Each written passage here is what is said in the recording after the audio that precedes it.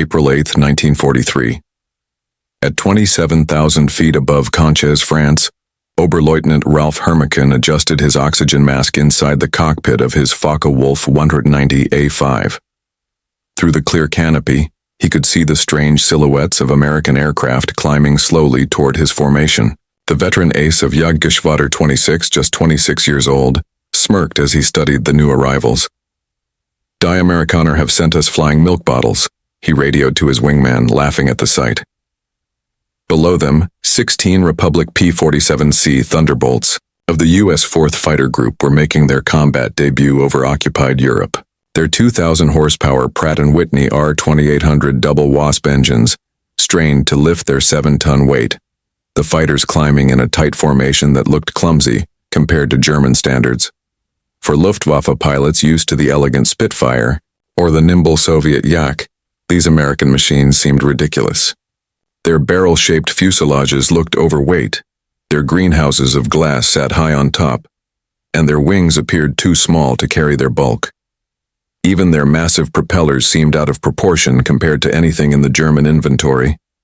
What Hermican and the other German pilots circling above did not yet realize was that they were watching the first steps of the very aircraft that would dismantle the Luftwaffe's fighter arm. Within 18 months, the same planes they mocked as milk bottles would become their greatest fear. Armed with 8 Browning 50 caliber machine guns, each Thunderbolt carried 3,400 rounds of ammunition and could unleash 6,000 rounds per minute, enough firepower to cut a Messerschmitt in half in under 2 seconds. That April morning, the transformation began. Major Donald Blakesley, commander of the 335th Fighter Squadron, spotted the German fighters preparing to attack. Blakesley was no ordinary pilot. He had flown Spitfires with the RAF's Eagle squadrons before transferring to the U.S. Army Air Forces. He knew what his men had yet to learn. Survival in the Thunderbolt meant abandoning the old rules of dogfighting. The P-47 was not built to turn tighter or climb faster. It was designed to fight differently. The Thunderbolt represented a complete break from the way fighters had been designed. While the Luftwaffe had focused on light, maneuverable interceptors, Republic Aviation had created something unprecedented, a high-altitude powerhouse that used size, power, and firepower to change the very rules of aerial combat. Among the 56 American pilots spread out across the skies of France that day were men who would later become aces and legends. But on April 8, 1943, they were rookies in an untested machine, going up against the most experienced fighter pilots in the world. The Germans had been flying in combat since 1939, with veterans of Poland, France, the Battle of Britain, and the Russian front. By contrast, these Americans had exactly 0 days of combat experience. This is the story of how American industrial strength defeated German tactical mastery. It is the story of how mass production and innovation combined to create overwhelming superiority. And it is the story of how German laughter quickly turned to fear once they discovered what synchronized Browning machine guns could do to an aircraft from 400 yards away. The Thunderbolt itself had been born out of desperation. In June 1940, as German fighters swept across France, Alexander Kartveli, Republic Aviation's Georgian-born chief designer, received urgent orders from the U.S. Army Air Corps. They needed a high-altitude interceptor that could stand up to Germany's best. Kartveli delivered something no one expected, a monster of a fighter that redefined the possible. "It will be a dinosaur," Kartveli admitted to his engineers, "but it will be a dinosaur with good proportions." The prototype, XP-47B first, flew on May 6, 1941, and stunned everyone who saw it. Empty, it weighed 9,900 pounds, 65% heavier than its predecessor, the P-43 Lancer. Much of this bulk came from its massive turbo-supercharger system, with ductwork running through the fuselage, giving the plane a strange, swollen look. Test pilots approaching the P-47 for the first time often asked the same question: "Does this thing really fly?" The answer was yes, and at high altitude it flew like nothing else in the world. The heart of the P-47 Thunderbolt was the Pratt & Whitney R2800 double Wasp, an 18-cylinder radial engine producing 2,000 horsepower. Thanks to its turbo-supercharger, it could hold full power at 27,000 feet, an altitude where German fighters struggled for oxygen. By redirecting exhaust gases to the supercharger, the system delivered sea-level performance even in the thin air of the stratosphere, giving the Thunderbolt a huge advantage in high-altitude combat. But in its early days, not everyone believed in the aircraft. Major Hubert "Hub" Zemke, who commanded the 56th Fighter Group while training at Bridgeport, Connecticut, openly disliked it. Between September 1942 and January 1943, his unit lost 18 pilots and 41 aircraft in accidents. In fact, the Thunderbolt killed more Americans in training than the Luftwaffe did in its first months of combat. It was unforgiving, ground looping on landings, torque rolling on takeoff, and diving so fast that pilots ran into compressibility, where shock waves froze the controls. Still, those who mastered it found themselves flying something entirely different. Lieutenant Robert Johnson, an Oklahoma farm boy who would go on to score 27 victories and become one of America's top aces, remembered his first flight vividly. It was like strapping yourself to a locomotive. The power was unbelievable. You didn't fly it, you aimed it.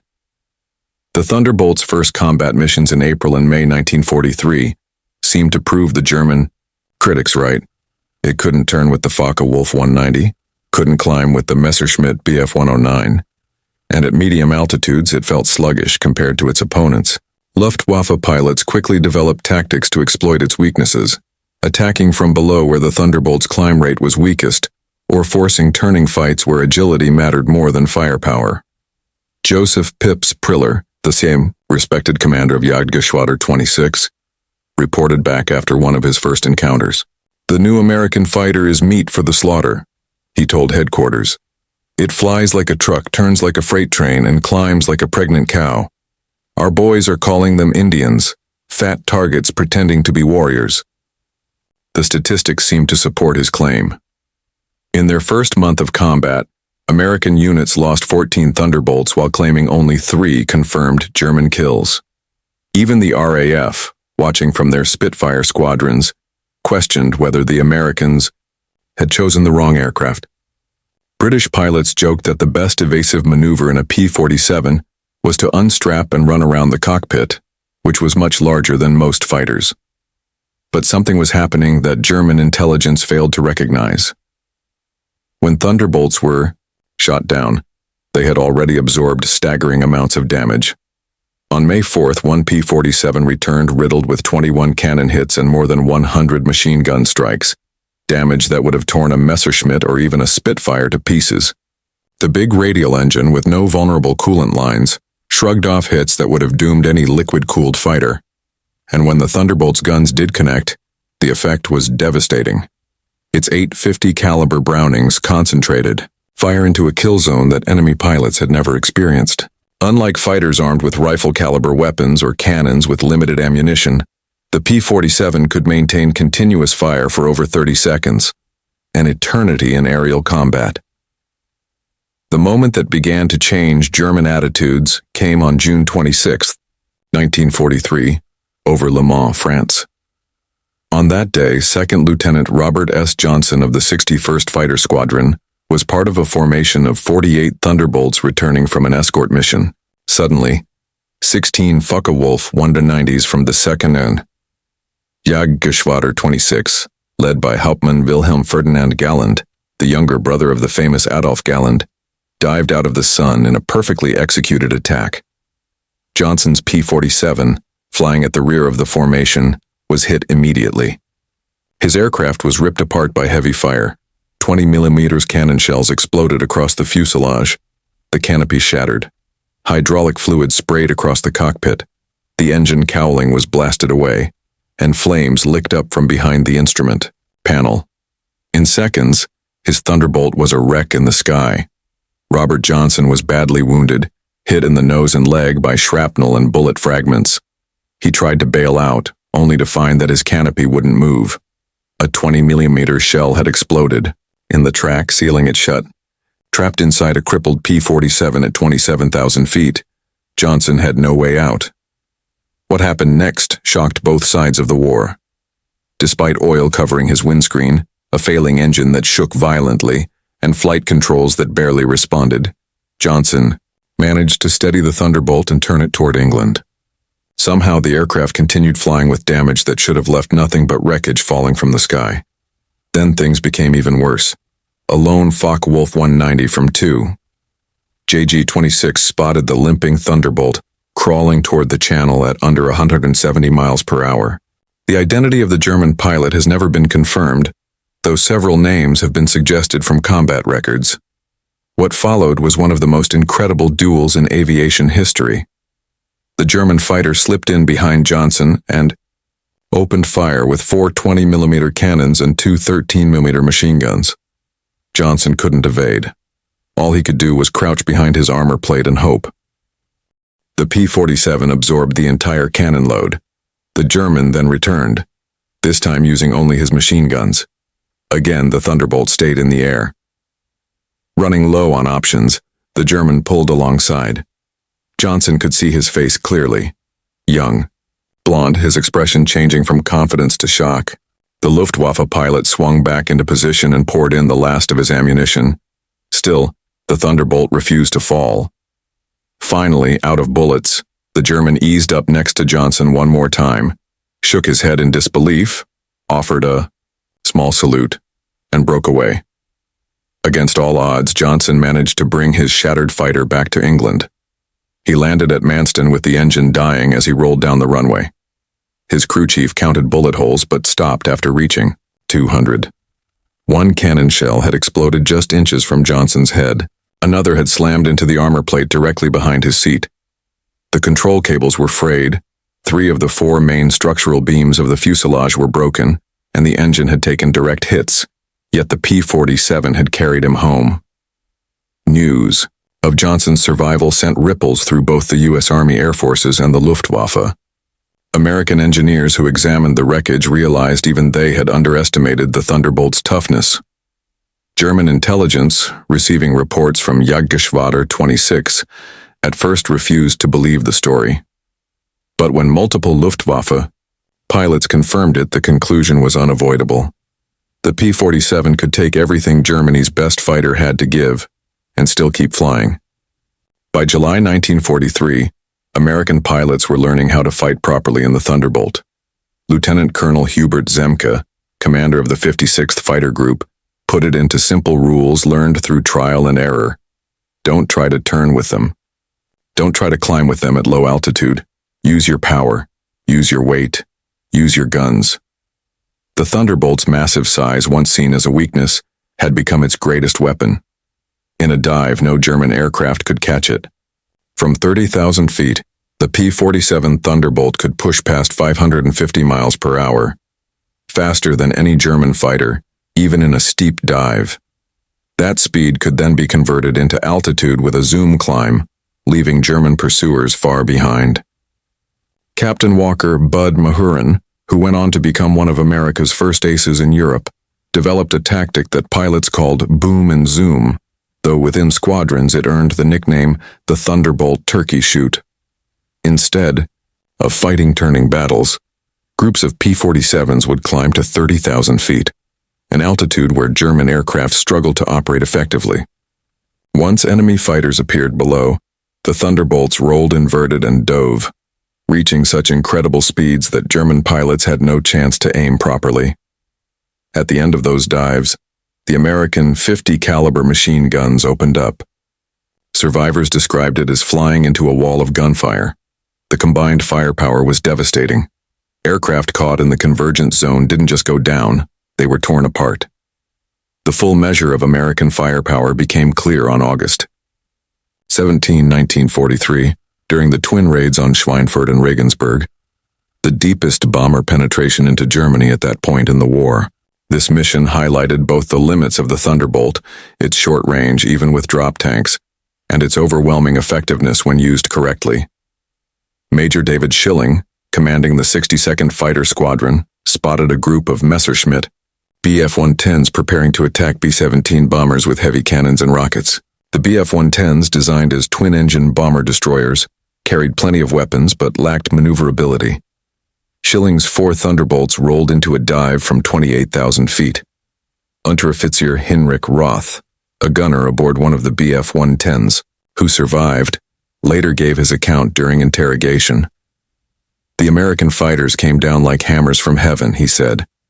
"I fired at 800 meters and scored hits on their wings. The P-47 didn't even move. Then he fired. The aircraft in front of me simply came apart. Not shot down, destroyed. The wings separated, the tail broke away, and the crew section was shredded. In 2 seconds, a Bf-110 became nothing. In less than a minute, 8 Bf-110s were blown out of the sky." German pilots had never seen such destructive concentrated firepower.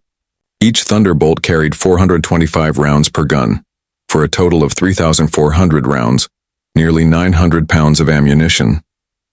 At the typical convergence distance of 300 yards, the paths of all 8 guns met in a circle about 6 feet across. Anything inside that zone was hit with 100 projectiles every second, each traveling at 2,900 feet per second. The ammunition itself reflected America's industrial advantage. German fighters often carried only 120 to 200 rounds for their 20mm cannons, but P-47 pilots could hold down the trigger for more than 30 seconds. The belts were loaded in patterns of armor-piercing incendiary, tracer, and standard ball rounds designed to rip through armor and ignite fuel. Lieutenant Colonel Francis "Gabby" Gabreski, who would later become the leading American ace in Europe with 28 victories, explained it simply. "When you hit them with all 8, they don't just go down, they explode. I once saw a Bf-109 cut clean in half.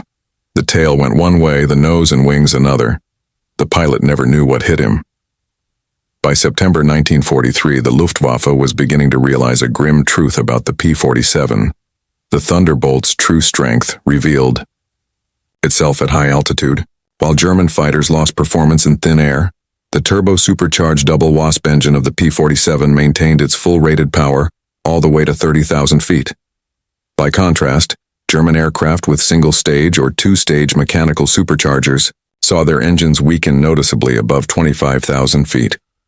This difference proved fatal for one of Germany's most celebrated aces. On October 8, 1943, Oberleutnant Hans Philipp, credited with 206 victories, led Jagdgeschwader 1 against a formation of B-17s at 28,000 feet over Bremen. But Philipp's Focke-Wulf 190A6, powered by the BMW 801 engine, was sluggish and underpowered at that altitude. At nearly 6 miles above the Earth, it simply couldn't perform. When the P-47s of the 56th Fighter Group dove from 32,000 feet, the German formation had no chance. Robert Johnson, now a seasoned pilot on his way to ace status, spotted Phillips' distinctive Focke-Wulf with its elaborate nose art. His after-action report was brief and precise. Opened fire at 300 yards, 30-degree deflection.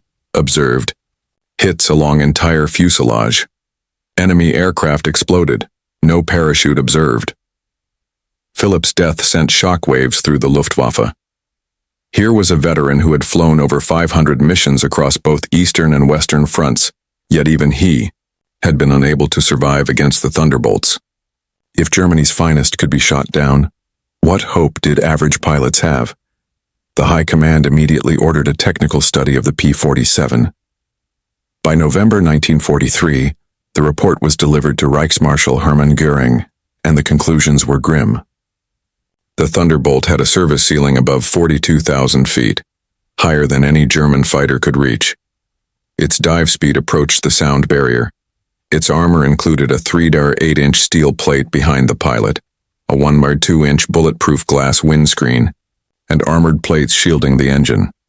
Most alarming of all, its rugged construction allowed it to take punishment that would destroy 3 German fighters, yet still return to base. Then, in January 1944, a new version of the Thunderbolt arrived. In England, that completely changed the air war. The P-47 D-22 came fitted with a Hamilton standard hydromatic propeller. Massive paddle blades, each 13 feet in diameter. These wide blades bit into the air with far greater efficiency, dramatically boosting performance. Where earlier Thunderbolts struggled with a climb rate of 2,200 feet per minute at sea level. The paddle blade model could now reach 3,000 feet per minute, finally matching or exceeding German fighters at most altitudes. Acceleration improved as well, allowing the aircraft to build speed and energy much faster. Hauptmann Heinz Knoke of Jagdgeschwader 11, a veteran of more than 200 missions, encountered the new Thunderbolts in February 1944 during an interception near Hanover. In his combat diary, he admitted, "The fat American fighters have learned to climb. We bounced a formation near Hanover expecting our usual advantage. They turned into us and climbed with us.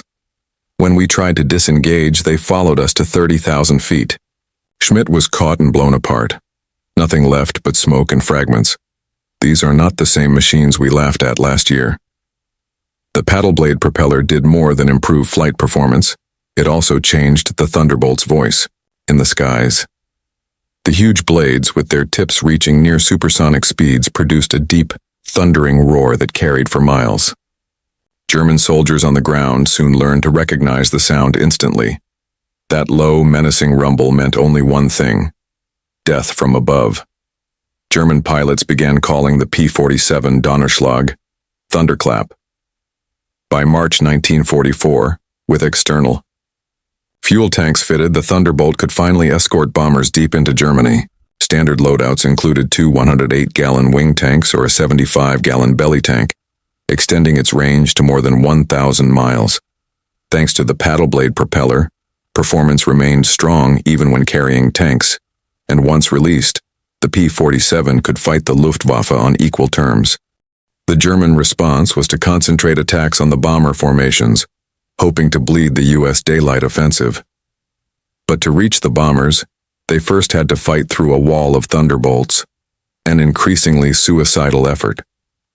Slowly, the mocking tone gave way to reluctant respect and often outright fear of the American heavyweight.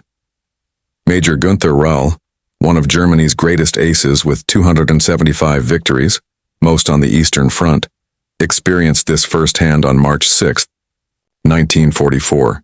He later recalled in a post-war interview, "We saw them above us, fat shapes against the sun. Someone joked, 'Here come the flying pigs.' But nobody was laughing 30 seconds later. They came down like an avalanche, faster than we could react. 3 of our fighters were destroyed in the first pass, simply gone, turned into burning wreckage. Their guns didn't fire in short bursts like ours. They unleashed a solid stream of fire, and getting caught in that stream meant instant death." Escort missions also revealed another Thunderbolt advantage: endurance. German fighters pushed at full power burned fuel quickly. The P-47's massive radial engine, however, could cruise efficiently at high altitude, allowing it to remain with the bombers for hours, rotating cover positions and still returning with enough fuel for combat. By spring 1944, the arrival of more P-51 Mustangs allowed Thunderbolt units to shift toward a new role: ground attack. This change would cement the P-47's reputation as one of the most feared aircraft in the German arsenal. The transition began in April 1944 as Allied forces prepared for the invasion of France. The Thunderbolt's 8 heavy machine guns, already devastating in the air, proved equally effective against ground targets. Standard armor-piercing incendiary ammunition could punch through the thin top armor of German vehicles, while sheer fire volume shredded unarmored targets instantly. A 2-second burst threw 160 half-inch rounds into an area no larger than a truck.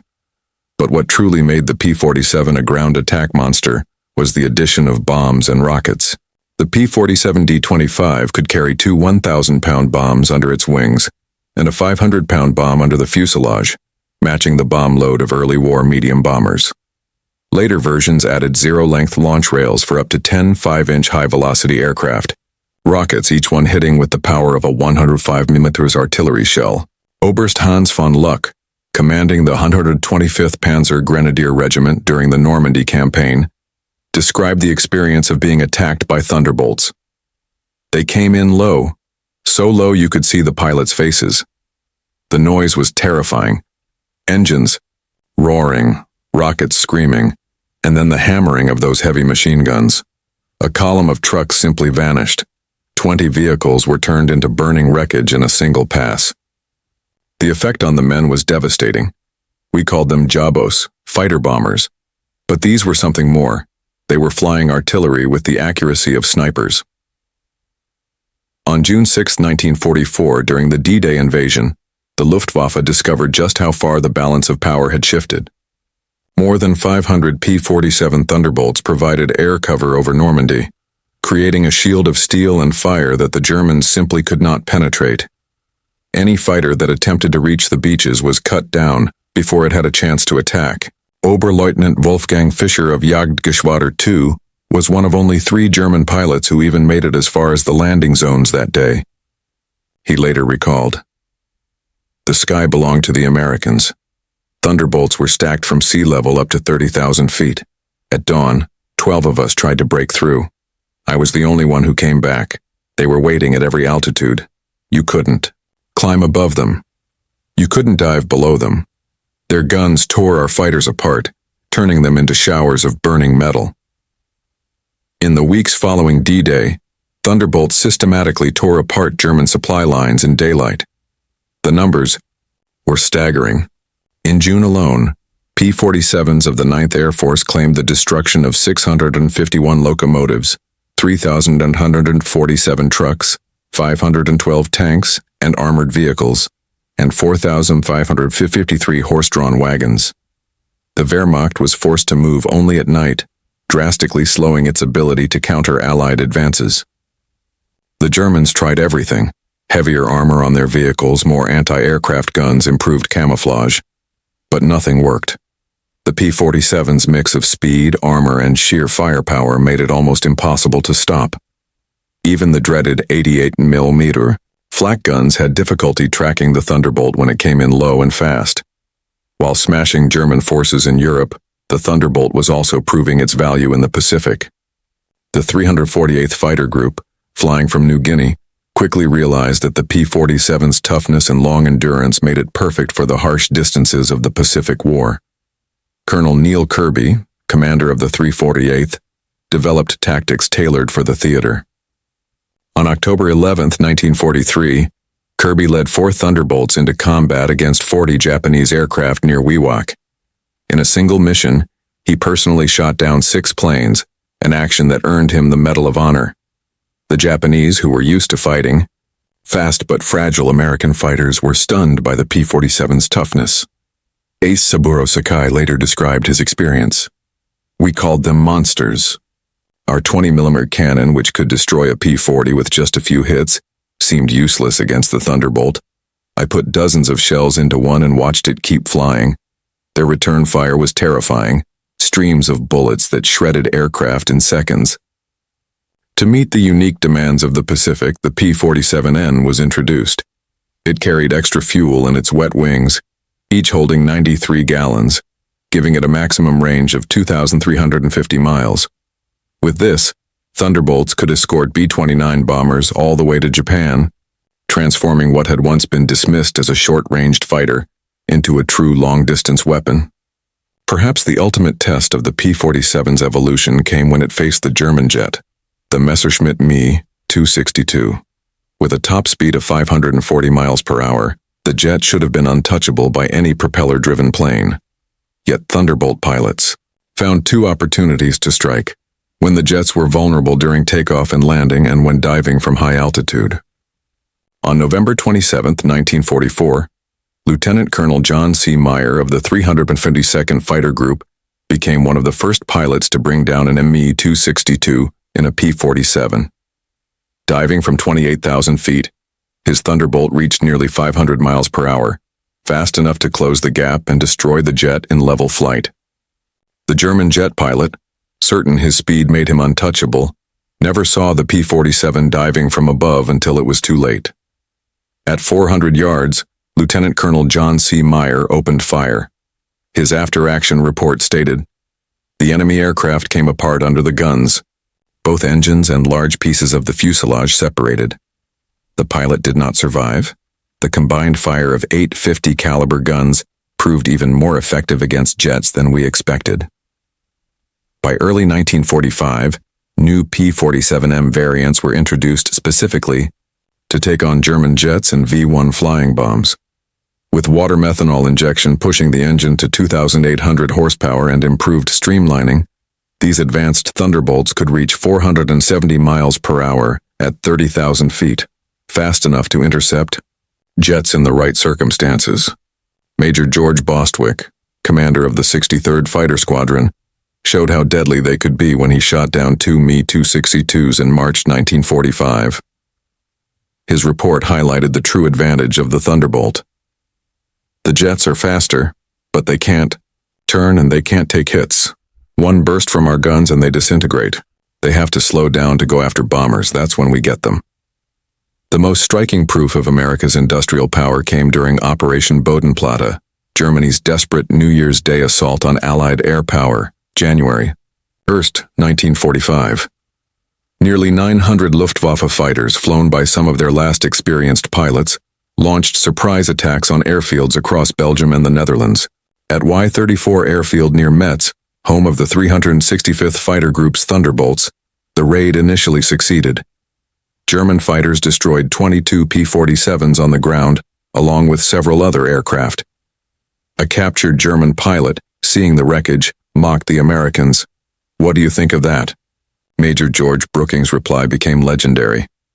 He pointed to the flight line, where ground crews were already clearing damaged planes and preparing spots for replacements. "By tomorrow, we'll have 40 new ones. How long will it take you to replace your pilots?" The smile vanished from the prisoner's face. Within 48 hours, brand new P-47 D-40s from depots in England were parked on the line. The Luftwaffe, however, lost 271 aircraft and 213 irreplaceable pilots in the attack, many of them instructors and squadron leaders. The Americans lost 134 aircraft across all airfields hit, but everyone was replaced within a week. The outcome made the truth clear. Germany's losses were permanent, while America's factories made sure replacements never stopped coming. In total, Republic Aviation built 15,683 Thunderbolts during the war, more than any other U.S. fighter.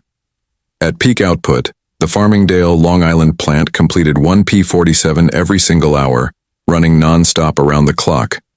In Evansville, Indiana, where a factory had been built on empty farmland in 1942, workers were producing 500 Thunderbolts per month by 1944.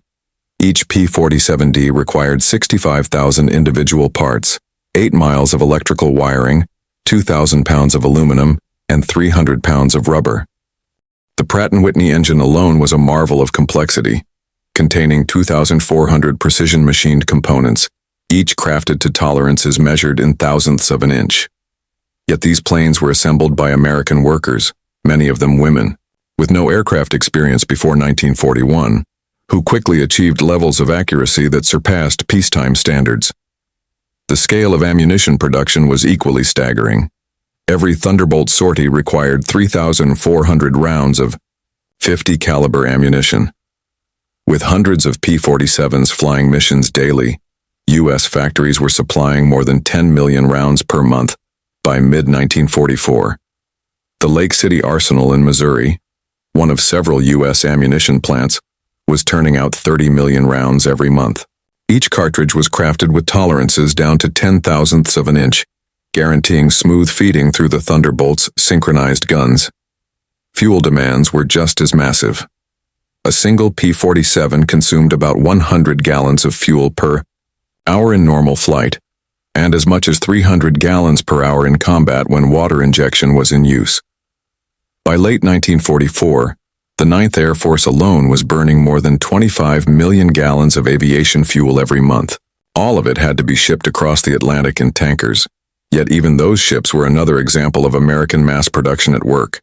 Even more impressive than the planes and fuel was the training pipeline. By 1944, the United States was graduating 30,000 pilots from advanced training each year, more than Germany trained during the entire war. Every Thunderbolt pilot logged at least 400 flight hours before entering combat, including 100 hours in advanced fighters. In contrast, by the war's final year, many German pilots were reaching the front with fewer than 100 total hours of flight time. The difference in quality was obvious in combat. American pilots arrived in Europe already skilled in formation flying, instrument navigation, aerial gunnery, and tactics. They had even trained against captured German aircraft, gaining first-hand insight into their opponent's strengths and weaknesses. Unlike the Luftwaffe, they studied detailed technical manuals and understood their machines inside and out. Lieutenant Eugene Roberts, who arrived in England in September 1944, described his preparation. "I had 420 hours in my logbook, including 75 hours in the P-47. I had fired at towed targets, practiced deflection shooting, studied gun camera, footage from real combat. On my first mission, I knew exactly what to do. The German pilot I faced didn't have half my experience. It wasn't a fair fight." By March 1945, even German veterans admitted the truth. Oberstleutnant Josef Priller, the same ace who had once mocked the P-47 as a pregnant cow, was interviewed by propaganda officials hoping to boost morale. His comments were never published because they were judged too demoralizing. Priller said, "The Thunderbolt is the best fighter bomber ever built. Its firepower is unmatched. Guns that don't jam, don't overheat, and never seem to run out of ammunition in combat. It carries bombs like a medium bomber, fires rockets like artillery, and still fights like a true fighter when it must. But it's not just the machine, it's what it represents. Unlimited American production, they lose 10 and build 20. We lose 1, and it's gone forever. Their pilots arrive better trained than our instructors. They have fuel for training, ammunition for practice, spare parts for everything. We have nothing but courage. And courage without resources is only delayed defeat." We laughed at them in 1943. We're not laughing now. When you hear those guns, you know death is coming. The sound is mechanical, relentless, unstoppable. They didn't beat us with clever tactics or braver men. They crushed us with an avalanche of steel and lead. By April 1945, the Luftwaffe was a shadow of its former self, existing more on paper than in the skies. By 1945, the Luftwaffe was collapsing. Fuel shortages kept most aircraft grounded. Experienced pilots were either dead, captured, or long gone. Airfields across Germany were nothing but cratered wrecks. But even if the Luftwaffe had planes and fuel, the odds were impossible. Every time they took off, they faced P-47 formations that controlled the sky from treetop level all the way up to 40,000 ft. Feldwebel Klaus Brechtender, one of the last German pilots trained in 1945, flew only a single combat mission before the war ended. His first encounter with Thunderbolts over Leipzig lasted just 12 seconds. "I saw them diving from above, 4 Thunderbolts in perfect formation. I tried to turn, but they were too fast. The leader fired from 500 knots and my aircraft shook like it was being struck by hammers.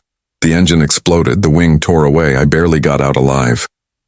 Hanging in my parachute, I watched them wipe out my entire staffel. 6 fighters gone in under a minute. The sky was filled with burning aluminum and bodies." The psychological effect was devastating.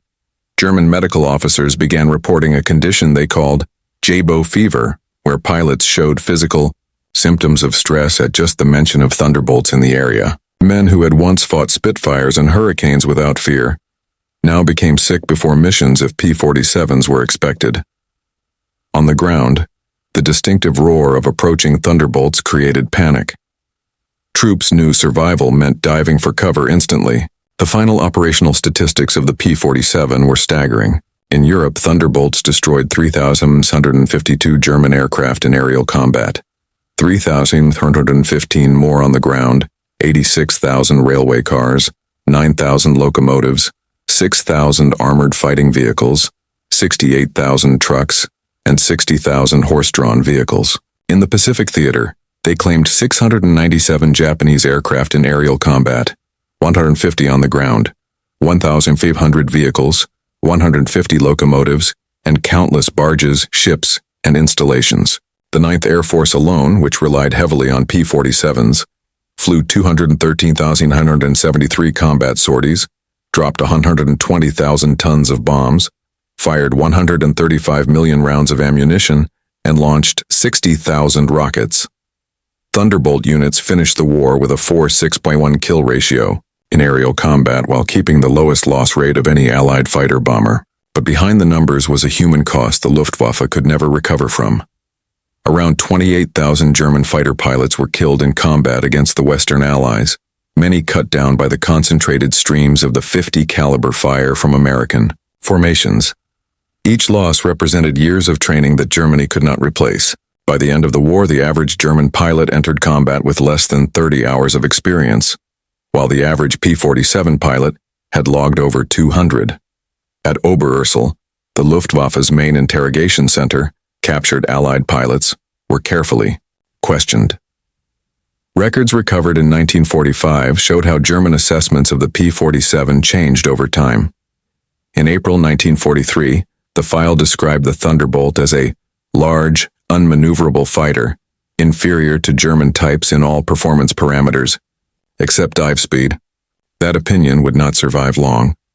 German intelligence files on the P-47 tell a story of disbelief turning into fear. In early reports, the Thunderbolt was dismissed. Machine gun armament insufficient against cannon-armed fighters. Minimal threat. That was the assessment in 1943. By December 1943, the tone had already shifted.